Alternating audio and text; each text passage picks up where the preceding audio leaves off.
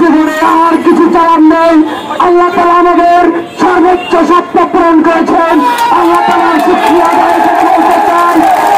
আল্লাহ তাআলার প্রতি লাখো শুকরিয়া আদায় করে শুধুমাত্র বলতে চাই, মহান রব্বুল আলামিন পবিত্র কোরআনে ইরশাদ করেছেন, ফাইন্নামাল উসরি ইউসরা, ইন্নামাল উসরি ইউসরা, নিশ্চয়ই কষ্টের সাথে রয়েছে শক্তি। আমরা বিগত হাসিনার আমলে গুম খুন মামলা হামলার পায়ে ধরে নিজেদের ছাত্র জীবন সমগ্র ক্যারিয়ারকে বিসর্জন দিয়ে রাজপথে আন্দোলন সংগ্রাম করে কারাবরণ করে আজকে আমরা এই পর্যায়ে এসেছি। আমাদের এই সফলতার পিছনে চৌধুরী মোহাম্মদ ফারুক থেকে শুরু করে যত বিএনপি এবং এর সহযোগী সংগঠনের নেতাকর্মী রয়েছে, এর অবদান সকল নেতাকর্মীদের। আমরা শুধুমাত্র আজকে একটি মেসেজ দিতে চাই, পাথরঘাটায় এর আগেও ছাত্র রাজনীতি হয়েছে, বিগত ফ্যাসিবাদ আমলে হয়েছে, বিএনপি আমলে হয়েছে। আমরা পাথরঘাটার ইতিহাসে একটি ইতিবাচক ছাত্র রাজনীতি উপহার দিতে চাই, যে ছাত্র রাজনীতি এই পাথরঘাটার সর্বসাধারণ জনগণের ঘরে ঘরে ছুটি যাবে, যাদের মাধ্যমে যাদের সাথে নিয়ে জনাব তারেক রহমানের রাষ্ট্র মেরামতের 31 দফা কর্মসূচি আমরা বাস্তবায়ন করব। আমরা এই জনগণের প্রত্যেকটি ছাত্র সমাজের প্রত্যেকটি সদস্যবৃন্দের কাছে পৌঁছে যাব, যাতে করে শুধুমাত্র মিছিল মিটিং এর রাজনীতি নয়, এই সকল ছাত্রদেরকে আগামী বাংলাদেশের প্রধান স্টেক হোল্ডার হিসাবে আমরা তৈরি করতে চাই।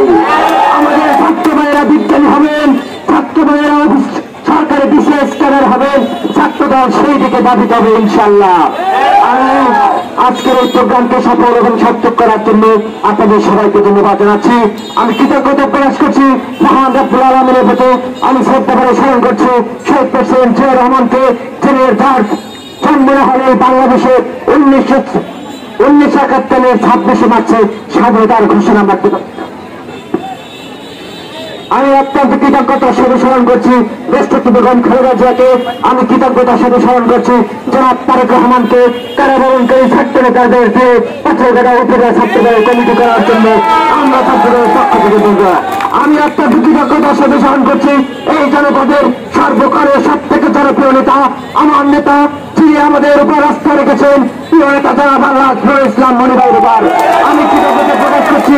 জাতীয়তাবাদী দল বিএনপি পাথরঘাটা উপজেলা শাখা নেতৃবৃন্দকে, পৌর শাখা নেতৃবৃন্দকে, এখানে আমার প্রশাসনের যে সকল ভাইরা এসেছেন, শান্তি শৃঙ্খলা রক্ষার কাজে যারা নিয়োজিত রয়েছেন, সকলকে ব্যক্তিগত পক্ষ থেকে জনাব নজরুল ইসলাম মনিভাইয়ের পক্ষ থেকে এবং এই ছাত্র দলের সকল নেতাকর্মীর পক্ষ থেকে আমরা যৌথ বাহিনী এবং পাথরঘাটা থানার সম্মানিত ভারপ্রাপ্ত কর্মকর্তা এদেরকে অত্যন্ত কৃতজ্ঞতার সাথে তাদেরকে শুভেচ্ছা জানাচ্ছি। এবং আমার যে সকল সহকর্মী মিডিয়ার ভাইরা এসেছেন, মিডিয়ার বন্ধুরা এসেছেন, আপনাদেরকে কৃতজ্ঞতা প্রকাশ করছি। বিগত প্রচেষ্টামূলক আপনারা আমাদের কভারেজ করে বাংলাদেশে আমাদের উপর যে রকমের হামলা মামলা হয়েছে সারা বাংলাদেশে আপনারা তুলে ধরেছেন।